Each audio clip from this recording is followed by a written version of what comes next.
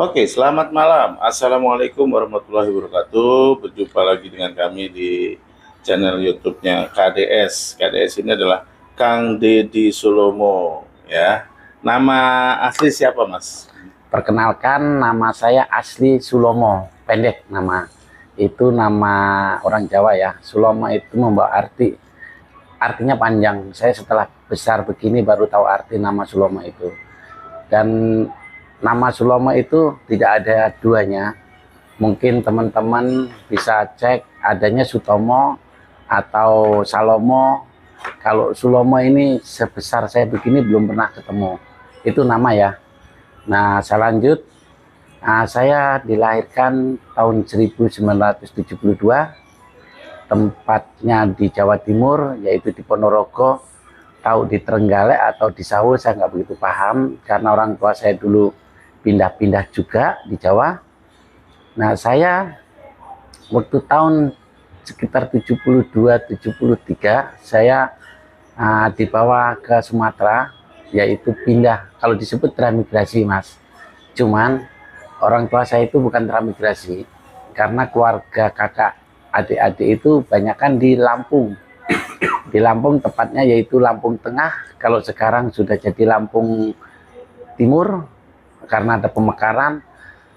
Tepatnya saya besar di Gedung Besar, Kabupaten Wai Jepara, Lampung Tengah. Itu tempat desanya Gedung Besar. Saya dibesarkan di situ sampai tumbuh dewasa. Saya berdelapan saudara, saya nomor 6. Jadi orang tua saya itu orang tua tidak mampu, tidak berkecukupan, serba kekurangan.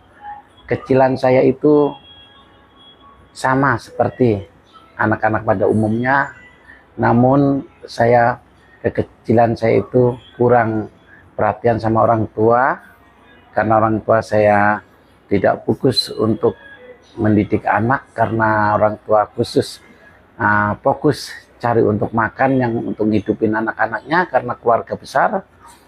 Orang tua saya petani, dan petani yang utun namanya orang Jawa itu. Pokoknya dia kalau ke ladang atau ke sawah itu dari mulai jam 6 sampai habis maghrib baru pulang. Itu orang tua saya. Nah, itu dididik sama anak-anaknya, belajarlah tekun untuk bekerja. Dan juga sudah diterapkan juga, kalau belum kerja atau belum bekerja menghasilkan pekerjaan, tidak boleh makan. Itu dulu begitu. Memang orang tua saya galak. Saya kecil, saya namanya digebukin, dijewer, itu sudah biasa, karena itu didikan orang tua. Mungkin seumur-umur saya, semua teman-teman yang melihat YouTube saya ini mungkin sama. Kalau saya emang orang susah ya, zaman di kampung, didikan orang tua emang begitu. Saya lanjut cerita, saya sudah tumbuh sekitar 3-4 tahun, 5 tahun, 6 tahun, saya sekolah kelas 1 langsung. Itu pun sudah lambat sekolah di SD Sanawiyah. Kalau nggak salah itu, saya jarang sekolah. Dan karena saya senang main, senang mancing belut kalau di kampung, karena rumah saya itu dekat kali, dekat sawah. Zaman itu ikan masih banyak melimpah di kali atau di sawah itu. Itu hobi saya, mancing belut, cari burung. Suka-suka saya nggak sekolah. Jadi saya sekolah itu kadang bolos, kadang ada PR, saya nggak pernah masuk karena nggak bisa hafal. Nah, perjalanan sekolah saya jalan kaki sekitar 12 kiloan. Karena di desa saya itu hanyalah ada 2 sekolahan, sekolah negeri sama sekolah swasta yang saya sekolahin itu. Saya sekolah setiap hari tidak lewat jalan raya, teman-teman. Karena saya di pagi itu tidak pernah bekal sarapan. Ini perjalanan saya, orang tua pun nggak pernah bekalin, nggak pernah nyangonin. Dalam arti kan, saya lewat terobos, di terobosan, namanya terobosan supaya biar cepat jalan kaki tanpa sendal. Itu sarapannya kalau pagi itu disebutnya bentis, kalau di sekarang ini pace. Pace itu semacam buah ya? Ya, buah pace itu sebenarnya obat. Itu saya pagi jam 6 ada pace yang jatuh yang masih agak belum begitu matang, itu saya buat nyarap. Kadang jambu, sepanjang jalan sekali sekolah itu kadang ketemu mangga, karena waktu itu emang masih banyak kebun ya. masih banyak hutan juga ya, karena tahun segitu itu masih rawan sebenarnya, masih belum banyak penduduk. Terus saya sekolah, setiap sekolah itu saya pulang jalan kaki, pulang pergi. Dan saya tidak pernah pakai sepatu sampai kelas 6. Buku itu hanyalah satu, itu pun untuk pelajaran IPS, matematika, dan IPA itu hanyalah satu. Pensil dimodalin satu sama orang tua. Itu pun namanya kelas 1 masih nulisnya belum begitu terlalu ditekan, suka patah itu ujungnya. Terus diruncingin, diorotin kalau Diraut bisa. ya, Nah, diraut ya. kalau diraut terlalu ini patah lagi lama-lama tinggal sekitar 2 cm. Itu kalau nulis susah banget, bagaimana suruh pinter sekarang ya. Nah, setelah itu penghapusannya juga udah nggak ada di atasnya. Kita kalau nulis salah, misalnya itu mau ngapus bingung bagaimana. Itu saya akalin pakai karet gelang, saya bundelin di ujungnya ini, baru nanti dihapus, baru dilap pakai jari, ditiup. Nah, sudah habis, itu pun kalau kita minta pensil sama orang tua, susahnya juga minta ampun, karena mungkin keadaan ya teman-teman, saudara, karena saya dilahirkan dengan orang nggak punya, orang nggak mampu, tidak berkecukupan. Saya tumbuh dewasa, saya kelas 5, saya keluar dari sekolahan. Saya kenapa keluar dari sekolahan? Karena saya tidak pernah bayar di sekolahan swasta itu, dan saya juga nggak begitu pinter di sekolahan. Saya nyoba keluar, masuk ke sekolah negeri, tepatnya di gedung besar, di Simpang Gedung Besar. Itu ada sekolah negeri, sampai sekarang ada. Saya udah lama nggak masuk sekolah, saya pindah ke sana. Saya pindah, saya ditanya, dilalah guru saya itu ngajar di SD negeri itu. Saya ditanyain, kenapa kamu nggak masuk, tiba-tiba pindah ke negeri ini? Jawaban saya simpel, di sekolah swasta mahal Pak bayarnya. Saya sempat digampar sama guru saya, sama ingat, saya digampar, saya langsung diusir keluar sekolah waktu itu. Masih Terus ingat nama gurunya itu? saya udah nggak ingat, Udah nggak ingat. karena guru banyak. Terlalu Ya, banyak. lucu-lucu sedih ya cerita saya itu. Saya keluar dari sekolah, masih kelas 5, saya tidak mau sekolah lagi. Belum bisa baca saya kelas 5. Terus saya masuk, dianterin lagi di sekolahan yang lama. Itu pun saya tadinya nggak mau. Karena mohon maaf, orang tua dulu tidak bisa baca tulis. Cuman kalau baca bahasa Jawa bisa, jadi anak ini nggak pernah diajarin. Kalau bilang sinau atau belajar ya, PR itu saya kerjain sendiri. Jadi ya bisa nggak bisa harus saya kerjain sendiri, kadang nggak dikerjain karena nggak tahu jawabannya apa. Giliran dibawa ke sekolah masih kosong.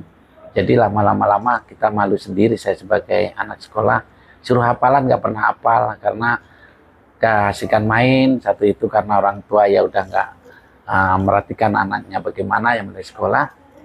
Setelah saya keluar dari sekolahan itu, sempat berhenti sekitar 2-3 bulan mungkin ya. Saya nggak mau sekolah, ditanyain sama kakak ipar saya, istri Ayu saya dianterin lagi di sekolah yang lama. Akhirnya mohon, saya ditemukan sama gurunya, saya mau sekolah lagi, akan berkelakuan baik, saya diterima lagi itu. Saya masuk kelas 6, mulai itu sekolahan pindah, karena sekolahan itu reak udah mau rubuh, bangkunya masih panjang, dan ininya kursinya juga masih panjang, papan utuh itu dulu. Kita rame-rame. Saya pindah itu makin jauh, ada 20 kilo itu. Pura-pura sepeda nggak punya, karena nggak punya. Gedung yang baru ya Mas? Iya, dibangun sama pemerintah. Karena itu swasta, mungkin kalau dulu kan sekolah ini kan sekolah pribadi. Namanya Pak siapa saya lupa itu yang punya. Saya pindahlah sekolah itu makin jauh. Setelah itu pun saya nggak pernah pakai sepatu sampai kelas 6. Baju pun cuma 2 setel, putih sama pramuka, itu saya alamin. Saya lulus sekitar tahun 86 kalau nggak salah, 86. Saya cita-cita sebenarnya jadi ABRI waktu itu. Karena kakak saya itu semuanya pada hidup masing-masing. Kakak saya itu nggak ada yang satu rumah, nggak ada. Hidup masing-masing pada merantau-merantau biar anak banyak tuh, nggak ada yang satu rumah. Jadi ada hidupnya, nyari kehidupan masing-masing sendiri-sendiri. Jadi saya tahu kepengen cita-cita jadi ABRI, saya didaftarkan sekolah negeri, tepatnya di Jepara itu di Simpang Danau. tahu sekolah apa namanya. Di situ saya ketinggalan semester. Saya semangat itu, tinggal semester, saya disuruh nunggu, nanti semester bulan depan bisa masuk, saya udah nggak minat lagi, saya kasihkan, saya merantau, kerja, nguli lah dalam arti gitu. Kecilan saya teman-teman, kalau mau tahu, saya kepingin jajan itu harus kerja, cari kelaras. Tahu kelaras? Apa Itu Laras? daun pisang tua. Itu saya setelah bantu orang tua ke ladang, saya pulang itu bawa karung goni, saya cari pohon pisang, pohon kelaras itu saya rebut, saya serudut, yang kering itu saya masukin, itu di kilo. Nanti jualnya kemana? Ke tukang bikin gula Jawa. Itu karena buat lapisan Buat gula bungkus Jawa. itu ya, bungkus Iya, buat bungkus gula Jawa biar kuat.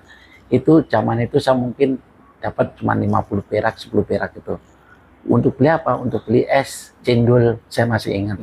Karena di bulan puasa itu setiap hari begitu. Kalau nggak begitu nggak jajan.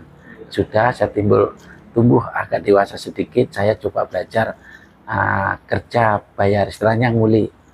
Ya nyangkul, ya apa, itu saya jalanin. Sudah tumbuh saya udah dewasa, saya remaja, saya di rumah bantu orang tua sudah cukup. Saya suka berantem sama kakak saya, sama dimarahin orang tua mulu. Saya paling bandel di rumah tangga, mungkin saya yang paling bandel. Saya itu suka main, orang tua beli bebek awal, masih ingat saya sampai sekarang, suruh ngangon bebek, saya nggak angon bebek, saya main layangan, bebek itu makan padi orang. Itu saya dicariin, ternyata saya main layang-layang. Layang-layang itu diambil sama kakak saya, sekarang udah almarhum, masih ingat saya, namanya layang-layang besar, bambu diorotin, itu dilipat-lipat, disabetin ke saya, itu dikebukin, saya ingat tuh. Saya langsung kabur pergi. Itu pergi, saya sempat saya mau bunuh diri pernah ke teman-teman. Kesusahan saya begitu. Hidup saya sengsara, nggak pernah menikmati rasa enak itu. Terus saya tumbuh dewasa, saya pergi ninggalin orang tua saya merantau kemana aja, yang penting saya itu bisa hidup. Zaman itu saya pergi, ya maaf ya teman-teman, saya kalau menyeritain masa kecil saya menjadi terharu bisa sampai di Jakarta. Ingat masa sulit ya Mas ya? Ya, itu berjuang.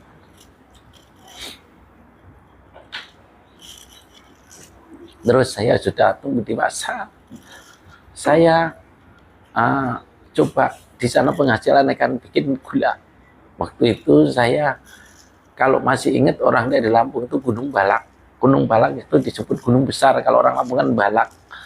Itu ditutup zaman Presiden Soeharto karena itu kawasan hutan lindung.